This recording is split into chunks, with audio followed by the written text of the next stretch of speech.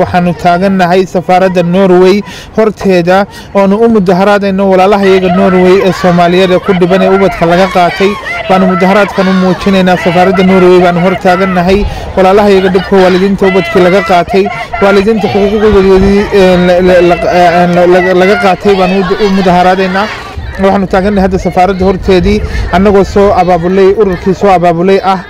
anigii Maxamed Amiin oo gudoomiyaha halkan aanu taagannahay waxaana hadda waxaan mahad gaar ah u celinaynaa TV-ga qaranka iyo VOA-da oo walaalkan Ridwaan nagala joogay Maxamed ay nagala joogan baan mahad gaar ah u celinaynaa maanta nala jooga haddana waxaan ku soo wareejin doonaa hooyada qaranka Maxamed Amiin oo hawshan aad lafdabarta ugu ahayd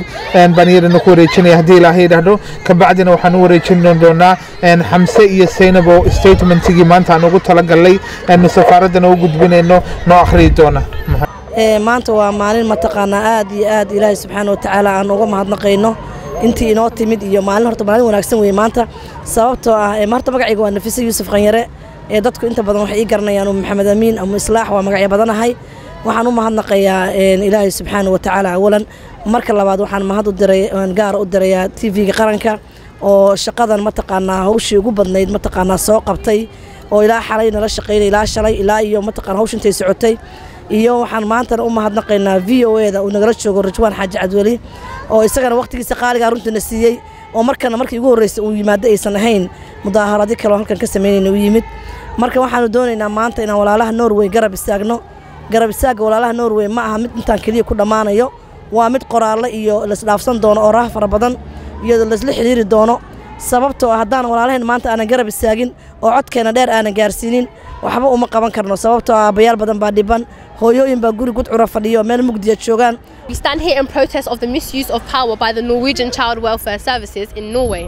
According to multiple sources, there has been a 50% increase in children taken away from their parents by the Child Welfare Services and 25% of all children taken away in the year being of immigrant descent, despite the immigrant population standing at only 16.4%. A specific case involves 2 children being removed from their parents because they ate with their hands, as well as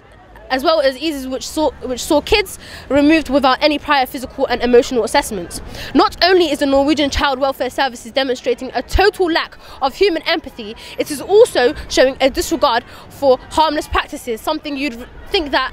a first world Scandinavian nation like Norway wouldn't do. There is a total disregard in Norway for basic rights of parents and highlights the growing concerns that the rest of the immigrant communities, especially with regards to the Somali community. We need to put a stop to this.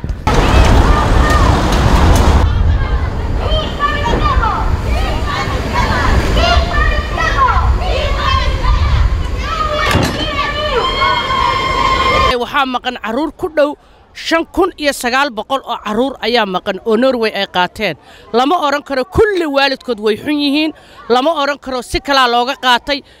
arintii haddii hadda la daba galayna waxay noqonaysaa arin ah in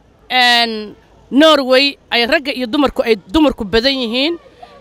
caruurana ay badana ka soo kaxaysan jireen Afrika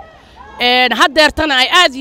aad ugu fududaatay caruurtii Soomaalida ahayd ee markay arkeen in 100 la qaatay ee 200 la qaatay ee 300 la qaatay ay arkeen wax u ooyay lama ooyaanka la sheega waa iyaga bayba waxay yiraahdeen maxaaba loo aadayaa Afrika maxaan Afrika qarash nooga baxaya maxaa maxkamadna loo saaraya easy kuwa anaga nala jooga oo aan dhaqankii barnay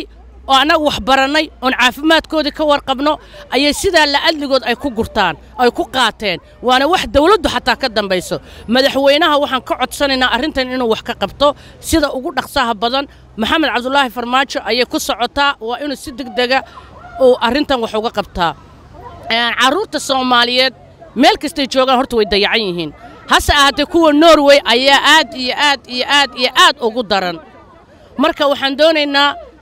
madaxweynaha Soomaaliya ee hadda la doortay waxaan u rajaynaynaa guul wanaagsan waxaan leenahay sida ugu dhaqsaha badan haddaadan safaaradan xataa soo gaari kareen Ingiriiska ku taala London waxaad isku daydaa inaad kuwa kula jooga ila safaarad way joogtaa meesha aad kuwa Muqdisho kula jooga aad ka bilowdo maanta sheekadii hadda ugu dambeysay waxay gabadh yar 12 jirkeeda la yiri waalidkeed ma leedin keeri karo because isku diin ma tiidin kristaan bay qaadatay gabadhan yar oo reer gaala ay qaateen dhibaato iyo cawaaq xumo intaas inoogu filan haddaan Soomaali nahayna waxaan leenahay dhamaantiin waa ina meesha ka kacdaan ma aha in London kaliya laga mudaharaado waa in Norway laga mudaharaado waa in Sweden laga mudaharaado even America waa laga mudaharaado oo Canada laga mudaharaado meel walba oo qof Soomaali oo bili aadan oo neefsanaya oo nool oo caafimaad qaba uu jooga waxaan ka codsanayaa inuu mudaharaadkan wado ma aha in London kaliya noqoto ما هي إن لندن كلية نقطة وإن أدونك أردن نقطة أردت وإن لا تصاد دوين أدونك وإن لا تصا وإن حتى إيفن صوماليا لقى مظاهرات آدي قبل يا أرجعني قبل يا أرجعني عروت هذا كل وح الله لو حنقص من مجرته إسكول كي كسر داهم بالغو قرانا يا وحس ما هي تاي وأنا لدبت شريا waxaan u baahanahay waxaan aad iyo aad ugu baahanahay in Soomaalidu meel ay joogto gacanta isqabsato ilaahay Soomaali ha mideeyo Soomaalina guul baan u rajeenayaa wassalaamu calaykum waraxmatullaahi wabarakaatu magacayga Khatar Cirsi dadka qurbaha jooga caruuraheena ayaa la qaatay raad malihiin caruuro yar yar oo masaakiin aabahoodii hooyadood laga qaatay waadintii dib loo celinayo waxaan rabnaa wixii xaq aan u leenahay inaan helno madaxweynayaasha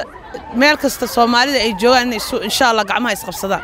waxaan u baahanahay dadka Soomaaliyeed ee qurba joogta ah inay dib intay isugu noqdaan ee insha Allah raxmaan ay ka wada hadlaan dhibaatada socota qof kaliya uma taagna qof kasto muwaadin Soomaaliyeed ayaa insha Allah dhibaatadan haysata hooyooyinkii cidla ayay taagan yihiin aabayaalkii xataa waa ku jiraan Norway marka waxaan u baahanahay culimada hooyooyinka caruurta kulli in United la noqdo ilaahay idankiisa ilaahay baa ina midaynaya ilaahayna naxariistiisa laga ma quusto waxaan u soo baxnay waa ilaahay dartiisa aan qabowga u taaganahay iyadoo weedarku aad u qabow yahay nahay walaalaha Soomaaliyeed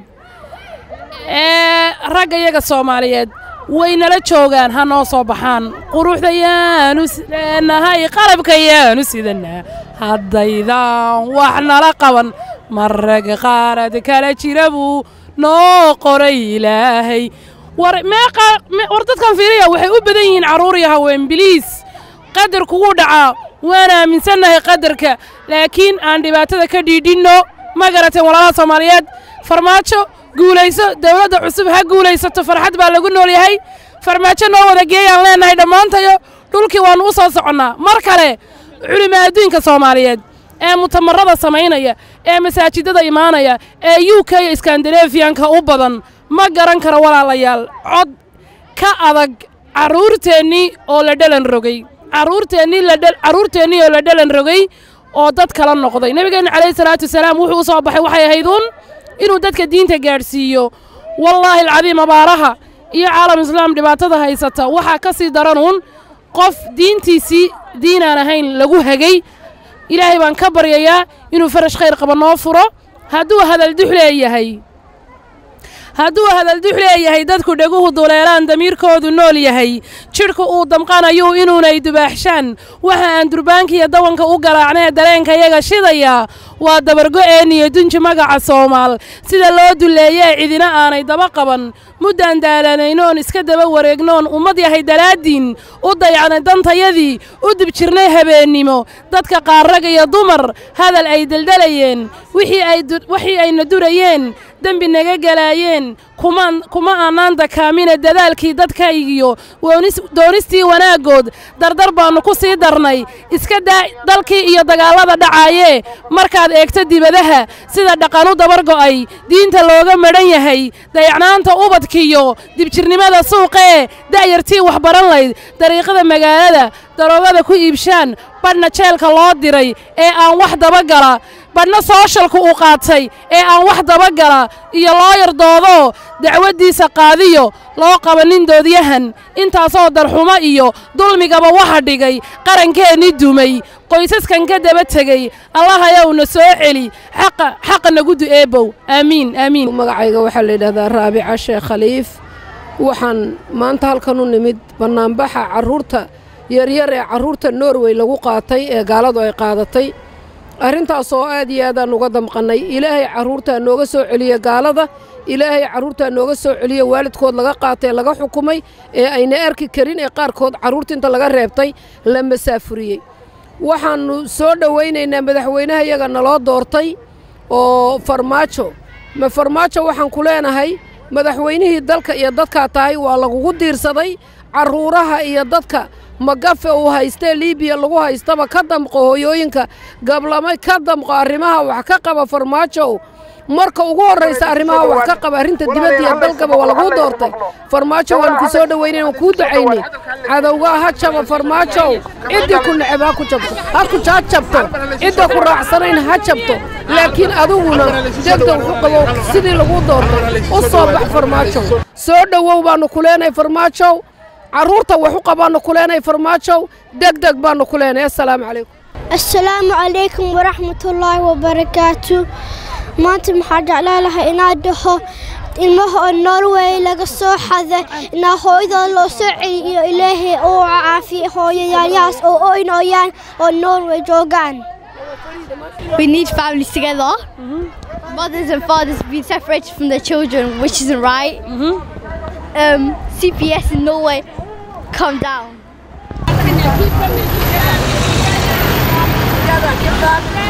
We're protesting for equal rights for Somalis in Norway.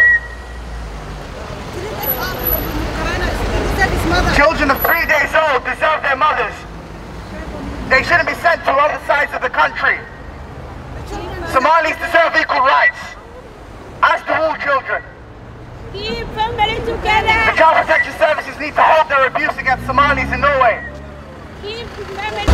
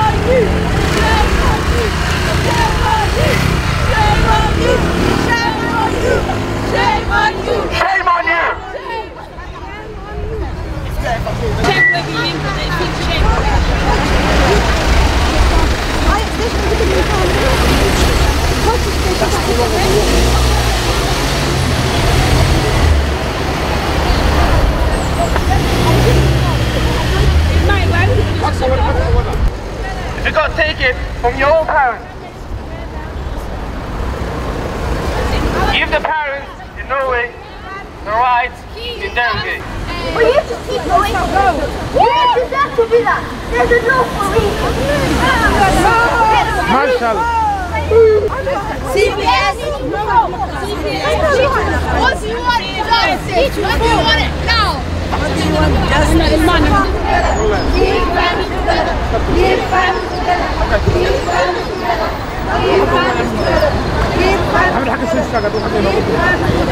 Soomaaliyeed waxaan u soo hor taaganahay safaaradda Norway waxaan u diraynaa codsi dawladda yar hadda dhalatay waxaan u diraynaa codsi qusul degdeg in la soo diro oo Norway loo soo diro oo Sweden laga bedelo qusul in la soo diro baan u baahanahay qusulada Soomaaliyeed ee safaaradaha ka shaqeeya Yurub inay shaqeeyaan oo shaqadooda qabtaan inay ummadda u gurmadaan inay Soomaali u gurmadaan ubadkii waa la galay ubadkii waa la qaatay hooyooyinka waa la xidhay Norway waxa ka jira wax aad u adag weeye waxaanu aad u codsanaynaa madaxweynaha la doortay inuu arrintaas sida ugu dhaqsaha badan qusul degdeg u soo magacaabo safaaradda Norway oo loo soo magacaabo ama qusulka Sweden loo magacaabay uu noqdo mid shaqeeyo sidii kuwii hore aan xafiiska shaah meel ku cabaan ka dhiganin baanu aad u rajaynaynaa qusul shaqeeyaan u baahanay Soomaali garab istaaga ummaddu way garab taagan tahay taasaan u diraynaa madaxweynaha guuleysan leenay madaxweynaha cusub farmaajo guuleysan leenay Soomaali ku dooratay ilaahay waxaanu kaaga baryaynaa inay Soomaali ra'iisul wasaare dhaba oo sidoo kale u shaqeeyay inaan hesho waxaan mahad gaar u celinaynaa madaxweynaheennii hore Xasan Sheekh Maxamuud oo isaguna si sharaf leh xilka u wareejiyay guuleysan leenahay midnimo Soomaalinimo maantana waxaan u taaganahay mudaharaadkii safaaradda Norway aan ku dhigaynay Soomaali baan u istaagnay waxaan codsanaynaa walaalaha Soomaaliyeed inay adduunka ku nool meel kasta in mudaharaadkan laga qabto Norway caruurtu way gaalaysiinaysaa waalidiintii xuquuqdooda bay u diiday marka gurmad degdeg ay u baahan tahay Soomaali midnimo iyo guul baan idin rajeeyay waana aragtaa sida u socdo hawshu walaalaha halka yimid oo aan mahadnaqaynaa waxaanu doonaynaa codka iyaga dadku gaarayo in ummadan loo arxamo dadka London jooga waxaan u sheegayaa maanta waa maalintii loo baahnaa Soomaali weyn wax la yiraahdo sababtoo caruurta maqan waa caruurtayadii waxaanu doonaynaa si degan oo nidaam iyo mataqaan istiraatiiji ku jirto inaanu dadka Norway jooga ma wada ahan dawladda ma ahan qolada caruurta qaabilsan iyo CDS waxaan doonaynaa inaanu codkeena u gaaro ay dialogue furto oo miiska wada hadalka ay la gasho caruurta maqanna lagu xisaabtamo inay caruur Soomaaliyeed yihiin hadday ku dhasheen meesha ay joogaan waa inay helaan hooyo iyo aabba iyo caruur is haysato taa haddii la waayo macnaheedu waxa weeyaan waa wadan kale caruurta ma heli karo caruurta meeshaanu joogno meeshuu ku dhashay labadii waalid haddii la waayo waalid kale oo Soomaaliya in loo dhiibo taasi waxay imaanaysaa markaasi caruurta inay dhumin mataqaanaa meesha ay ka soo jeedeen iyo haybtoodii inay dhumin bay tagaysaa laakiin haddii aynu ka aamusno oo maalin walba aanu mudaaharaadyo u samayno waxaan shaqadeena ahayn Soomaali waxa weeye waxa ka maqan midnimo iyo alla ka cabsi iyo caruurta maqan oo maartay gaaloobeen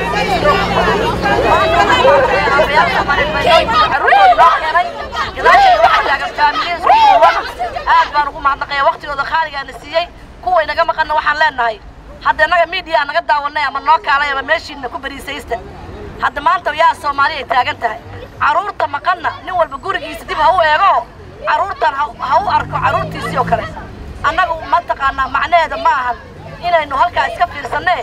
wax qabad waa in lagu daraa hadal ma doonayno waxaanu doonaynaa wax qabad Norway insha Allah biidnillah alkariim war fiican baanu ka heli doonaa ubad badan baa maqan ubadka maqanna waxaan rajaynaynaa inaanu kula xisaabtanno dawladda Soomaaliyeed waxaan leenahay waxaan kugu eedaynaa meesha ma taalo hadda waad cusubtihiin yagleel baa hadda ma taqaano cusubtihiin laakiin arrinkan madaxweynaha iyo ma taqaan ra'iisul baarlamaanka waxaan leenahay hoos loo eego intii ma taqaana arrintaas innaga Somali Voice of Somali Community kala soo xiriireysaan Voice Somali Community baad kala soo xiriireysaan oo Maxamed dhinacayga uu joogo aduunkuna waxaan idin leenahay waa dadaalaysaan halka ka wada laakiin hal la midoobo oo Soomaalida codkoodan u baahannahay meesha waa cidlo maxay tahay ilaahu maal yiraahdo maamul goboleed baa imaanaya kulli waa taagan yahay boorada calama qoyda taagan yihiin restaurant kiraysanayaan cunay ku cunayaan akhwaati oo sidaan ma walaalayaal oo sidaan ma islaamnimadu waxa weeye islaamnimadu maanta oo kale loo baahan yahay maanta codkeena caruurtaas in la mideeyo oo caruurta maqal lagu xisaabtamaan doonaynaa aad iyo aad waxaan ugu mahadnaqayaa Ilaahay subxaanahu wa ta'aala oo maanta hawada nafsaa inooga dhigay ummadana inoo keenay dhulkana inoo insha Allah biidnillah alkariim oo nool aan rajaynayna nabad qab iyo caafimaad ay nooga maqlay dadka Soomaaliya dadka joogay caruurta Norway gaar ahaan kuwa Norway waa in loo gurmadaa oo garab istaag la helaa waxaan u mahadnaqaynaa TV-ga qaranka Soomaaliya oo waqtigiisa la siiyo saaka noo soo kalahay oo codkiisa ma taqaanaa iyo kaamiradiisa inoo keenay baan u mahadnaqaynaa oo qarannimada ay ka muuqato runtii TV-ga qaranka qarannimada ka muuqato Soomaalida ugu doodaya maanta xaqooda inay helaan buu rabaa nagama jiifa waxaanu ku mudaaharaadaynaa safaaradda Norway oo hortayada joogta caruurteennii Soomaaliyeed oo aad u badan number yar ma aha numberka maqan waxa weeye qadarku wuu dhacaa laakiin wax action inaynu samayno weeyaan hadalkii waa la yiri waadna ogtihiin dad badan oo Soomaaliyeed oo London jooga way buuxeen ummaddu way badan tahay walaalayaal mudaaharaadku wuxuu bedelay waad ogtihiin isbedelka mudaaharaadku wuxuu sameeyo xabeebtaa lagu taala wallaahi alcadiim 3 bilood ma naan seexan insaan u hadlaynay aan u lahayn isu soo baxay marka walaalayaal waxa weeye isu soo baxo Ilaahay ka yaabo oo in codkeena midayno cududa midayno aqliga midayno maskaxda midayno intaas ma ku soo koobaya insha Allah biidmi Rahmaan waanu guuleysan doonaa isdhiibi mayno inta ubadku maqan yahay intuu maanku gaashiisay guushu waa wali خير بلدين رجين السلام عليكم حتى waxaan baleeyna madaxweynaha farmaajo dhibaatada lagu haysto meesha oo jeedaan waxaan aad iyo aad ugu xumaay halka maxamed nafisa dad saxda ma aha waa dad ordaayo dagaalo maayo waxa naga maqan waa caruur waa Norway waxaan taaganahay foorkaas waa akhriintiin xaquuqii xaq ma haysano waxaan diyaar u nahay inaan xaq naga helno ilaahay baan kala saaranay dhibaatada way badan tahay qurba waa ku dhibaataysanahay ilaahay maxay loo gargaaro wadanka naga nabad Allah nooga dhigo ilaahay waxaan ka baryaa Norway dadka caruurta masaakiinta familiyada laga qaatin loo soo celiyo dadka dhibaataysan dibka ay ka baxaan ilaahay gacanna si assalaamu calaykum warahmatullahi wabarakatuh Lord our children my friend taageero weligiina waxa la ooyaa ilmihiina kumanayso ikhtiyaana raadina adoon Soomaaliye Soomaaliye toosan sutiisanaye halkiina taaganaye Keep family together Keep family together Keep family together Keep family together Keep right Keep right Keep right Keep right Taageero weligiina Soomaaliye toosan sutiisanaye halkiina taaganaye taageero weligiina Soomaaliye toosan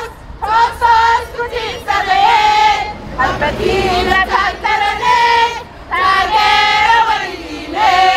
Soomaaliye toosan sutiisanaye halkiina taaganaye taageero weligiina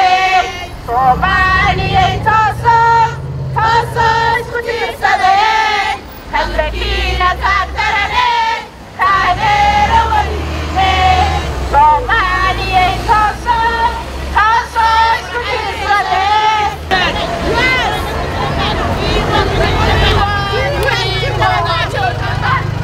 The Norwegian government is refusing to give time for the Somalis to integrate into the Norwegian society. Somalis fled to Norway from our war-torn nation to seek shelter and protection, not only for them and for their kids. So it's of paramount importance that Norway at least provides these parents their basic human rights. On behalf of the Somali community in Norway, we thank and acknowledge the help and services that the Norwegian authorities have provided for Somali refugees, but it has not gone far enough, especially in regards to child protection. We welcome the Norwegian Child Welfare Services to engage in peaceful dialogue with the Norwegian Somali community and other immigrant communities to discuss this abuse and misuse of power by the Child Welfare Services, and to also provide parental training where applicable to parents, and to lastly provide integrational services to immigrant communities in Norway. Thank you.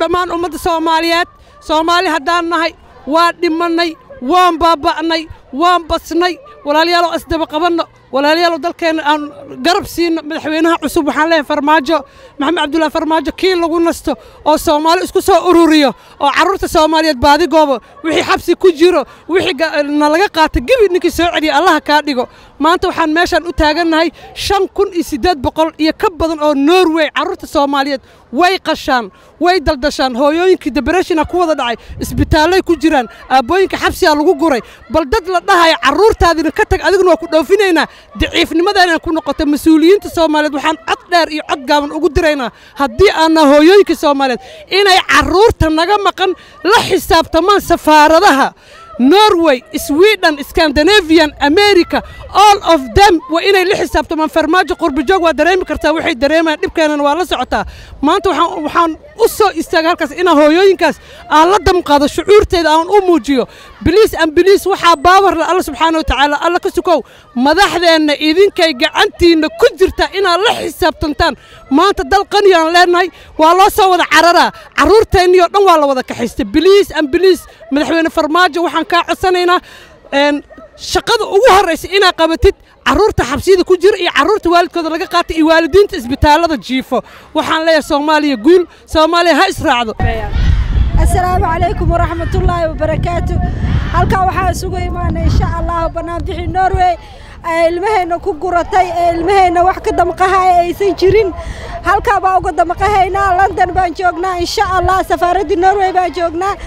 insha Allah ta'ala waxaan ka hadda Ilaahay ka tuugaynaa in Ilaahay ilmahayna nooga soo dhigo dawladda Soomaaliya inay ka hadasho dawladda Soomaaliya ilmahayna nooga soo dhigto annagana waa u soo wada soconnaa insha allah farmaajo waxaan rabnaa first time oo ka hadlo dowladda Norway inoo ka hadlo oo everywhere ilmahayna haystaan inay ka hadlo oo dha at least ilmahayna naloo soo celiyo waddankayna naloogu soo celiyo taasaa noo dhaantay in waddankiina lagu naqaa noo dhaanto inay ilmahayna gaaloobaan insha allah farmaajo ka rajeeynaa insha allah salaamu calaykum waraxmatullaahi wabarakaatu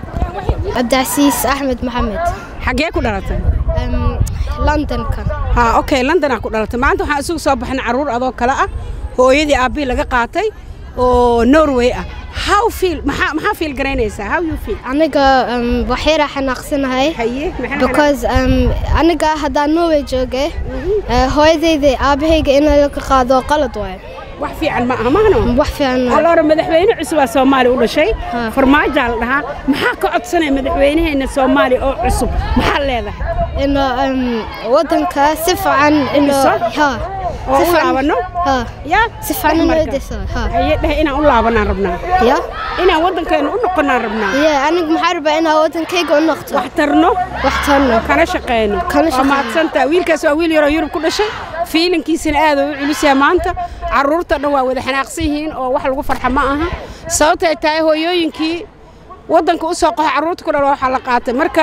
madaxweynaha cusub farmaajo waxaan leeyahay inaad nacaawintid adigana Allah ku caawino wadankii annaga waxa waaye ilaa noo baxda hadda madaxweyne cusbaan haysana waxaan ka codsanaynaa madaxweyne tiim fiican raadso hal wada shaqeeyo musuqmaasuq waa dhamaatay Soomaali waa israacday habbiyaan ku nahay madaxweyne adiga iyo tiimkaaga wax noo hagaajiye si Yurub aan uga soo noqono 30 sano Yurub joognaa anoo yaraan Soomaali ka soo tagay ma aan laaban maxaa keenay meel loo noqdo ma aha hadda laakiin ilaa noo furantay waxaan ka baryaynaa dawladda Soomaaliyeed iyo shacabka Soomaaliyeed hala isku duubto musuqmaasuqda naga joojiya dadkii hore madaxweynaha noo soo celinin madaxtooyada dadkii hore ka shaqeynay oo corruption ka ah noo soo celin dad fiican farmaajo waa ku kalsoona qurbo joogaata dad fiican oo sidaadoo kala wadanimada ka go'anta sida anoo kale ah waa inay raadsataa iska daaya musuqmaasuqda assalaamu calaykum waraxmatullaahi wabarakaatu dhibaatada meel walba u yaala marka ilaahay anagana noo fududay adinkana Allah idin fududay assalaamu calaykum waraxmatullaahi wabarakaatu ku dhalatay waxaan jeclaan lahaa clipkan straight away hooyooyinka si u ooynaayeen waa daaleen bal ila dhageysta dhalinyarada qurbaha ku dhalatay oo maanta nala soo banaan baxay oo dhibaatadan haysata dareemayo habar magaca Abdulqaadir ma sha Allah habar xagee ku dhalatay London waa u jeedin anigoo dharka ila eegyaa London oo ku dhashay qurbii wixii dhashay ayaa ilmo sii dhalay oo waayeela marka bal wiilkan dhibaatada meeshan uu maanta u imaado asagoo iska dheeli karo oo gurigiisa ku nasan karo iskooladii xiran uu noo yimid bal waa wareysanaynaa dhageysta waxa uu dareemayo feelingkiisa la dhageysto habar maxaa dareemaysaa qalad waa waxay Norwegian ka sameeyaan inay joojiyaan waay Norway waxay caruurta Soomaali ku sameeyaan wax fiican ma aha maxaa ugu horeeyo oo dhaawac oo u keeni kara hooyooyinka Soomaali caruurtooda marka laga qaato ama ilmaha laga qaadanayo waalidka muxuu dhaawac u keeni kara hooyada Soomaaliyeed adigoo walaalka la hooyada hadii laga qaato how you feel maxaa dareemaysaa family go jibina wax qalad waay wax fiican ma aha wax fiican ma aha marka wiilkan yar waa maadsan yahay waxaan haysanaa wiilal kale oo iyagana aqli badan oo maxay ahayd kullu wada dhuumanay kaamirada ka dhuumanayo marka waxaan ku celinayaa hooyooyinka qiimaha leh qurbo jooga walaalayaal ciyaar ma qurbiye 30 sano joognaa caruurta dhalna caruuray soo dhalan ciyaar maaha farmaajo hal ii geey dad badan waa dhaheene aniga xataa waxaan leeyahay farmaajo hal ii geeyo wax dhici kara ma aha waxaanayto haddana waxaan ku soo dhaweynaa gabar walaashay iyadana qurbo joog ah kuna soo banaan baxda maanta dhibaatada naga haysata oo halkaan aan isugu nimid sideeda oo aan u taagtaagna dhaxantaan cidlada waxay tahay 100 ciyaal oo Soomaali oo laga qaatay hooyooyinkoodii aabahood ayaan maanta rabnaa safaaradan taagana waa safaaradda Norway waa taasa waa u jeedin kaamirada waa ka arki doontiin waa la hadalna warqadii waa loo geeyay inay wax ka qabtaan bini'aadanimo xumo ayay kula dhaqaaqeen dadkanaga xuquuqna ma haysan caruurta gaala loo dhiibay waalidkana waxay leeyihiin qaarkood waa celinaynaa celis dhib ma lahe caruurta hasiyaan caruurtooda iyaga isla celiyaan wax aqli gal waa aqli gal maaha adiga baxay caruurtan ka reebanayna waa waxa dhibaatada nagu haysato waxa rabaa inaan hooyadan idin dhiibo oo iyadana ay dareenkeeda ka hadlayso maanta maxaa dareemay bismillaahir rahmaanir rahiim magacayga waxa la dhahaa Suur Jaamciise waxaan u soo banaan baxay oo safaaradda Norway aan u imid maanta horteeda East London ayaan ka soo baxay aniga iyo caruurtayda qayb kamid ah qayb iyadoo hurdaan ka soo jarmaadnay waxaan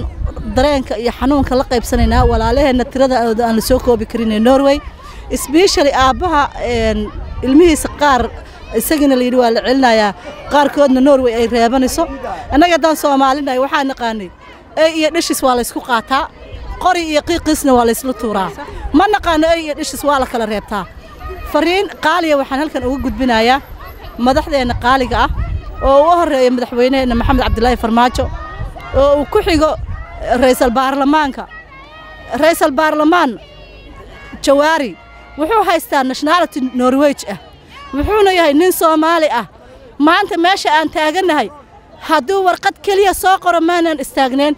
caruurteennana kamaana soo jarmaadneen Jawaari shaqadan waa taadi ina adiga qabatid oo nagaga beegnaatid bay ahayd ooda embassy-gan u soo qortid warqad aad ugu soo gudbinaysid dhigaaga dhibaatada haysata aabaha Soomaaliyeed iyo hooyooyinka kale Soomaaliyeed aan la koobi karin Jawaari shaqadaadii waaye madaxweynaheena cusub waxaan ka codsanaynaa inuu rag maaquul ah ama gabdho maaquul ah oo Soomaalinimadu ku jirto damqanaya uu u soo magacaabo safaaradaha oo qabta hawshan oo u soo banaanbaxa oo warqadaha u gudbiya iyaga oo u qora dareenka shacabka Soomaaliyeed ee qurbaha ku haysta waxa way qaar baa badihii ku dhamaaday qaar baa madfaciyo ku laayeen wadankii qaarka qurbaha joogana caruurtooda in riisan la'aan looga qaato xaq ma u laha waligay kamarad isuma dhigin telefishinna kama hadlin laakiin waa ka gaban kari waayay aabaha Soomaaliyeed la yidhi waa la celinayaa isaga caruurtiina waa laga harayaa xaq uma laha annagoo dhan waa la xanuunsanaynaa waa la damqanaynaa dareenkaasna wuuna taabtay annaga iyo ilmaheennaba Jawaari sida ugu degdega badan ugu soo qor dhigaaga Norway warqad dheer oo ugu faahfaahinaysid waxa uu xaq u leeyahay aabaha Soomaaliyeed iyo Soomaalida kale caruurta laga qaatay kumanaan baa u register gareysan inay qaataan Norway waxay beeranayaan ilmo Soomaaliyeed bay rabaan inay liiska ku buuxsadaan aaway madaxdii Soomaaliyeed ka damqan lahayd ee wadankooda maran u damqan lahayd ee inta madfacu laayay iyo badahu laayay mooyaane inta qurbaha maqan ku soo celin lahayd talaalan lahayd aaway dhiigiis maxay idinka qaatay dareenkii hal cunug ayaa maxaan ku dhahdaa wadamo dhan isku dagaalan anaa leh war maxay idinku dhacay aabayaasha Soomaaliyeed iyo madaxda Soomaaliyeed dareenkooda inuu dib u soo noqdaan rajaynaya insha Allah biidnillah salaamu calaykum waraxmatullaahi wabarakaatu aad baa u salaamantiin idinka iyo maanta waxaanu joognaa hadda guntiga gabagabadii baanu maraynaa maanta ay 15 bishii Febraayo 2017 waxaanu taaganay safaaradda Norway walaalihii noo soo gurmaday ee walaalaha inay soo garab istaagaan walaalayaal baanu hadda waraaqihina laga rabay waanu gudbinay wax walba waanu gudbinay safaaradda hadda mar dhow baanu ka soo baxnay guuliyo gobonimo inoogu dhamaatay waxaan mahad gaar ah u celinayaa walaalihii la soo shaqeeyay walaalihii wada shaqeynta banaad ugu mahad celinayaa oo walaalahayga qaaraan ay joogeen walaashay sagal ma joogto walaal Ridwaan way joogtaa walaal habar Farxad Jecel way joogtaa oo Dr. Hawalin teamkii la soo shaqeeyay waxaan mahad gaar ah u celinayaa habar Maxamed Amiin oo hooyada qaranka ah waxaan mahad gaar ah u celinayaa walaalaha Soomaaliyeed barafka iyo qabowga jira u soo baxay inay walaalaha garab istaagaan baan mahad gaar ah u celinayaa walaalayaal hadalkii ugu hadal walaalayaal waxaan kale u mahad celinaynaa qolka reer ummahatul khayr maamar Ruwayda ay furtay iyadana waan u mahad celinaynaa codka dadka badan aanu ka helay walaalayaal TV-ga qarankaan u mahad celinaynaa waxaan u celinaynaa VOA-da walaalayaal waxaan kale u mahad celinaynaa waxaan rabaa hadda walaalayaal gabagabadii baynu maraynaa waxaan rabaa hadalkaas inaynu ilaalino what do we need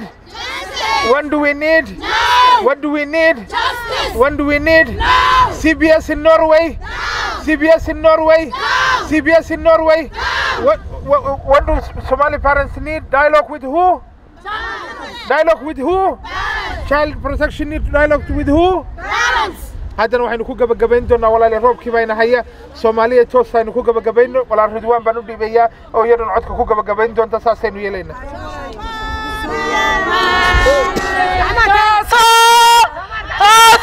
isku tiirsaday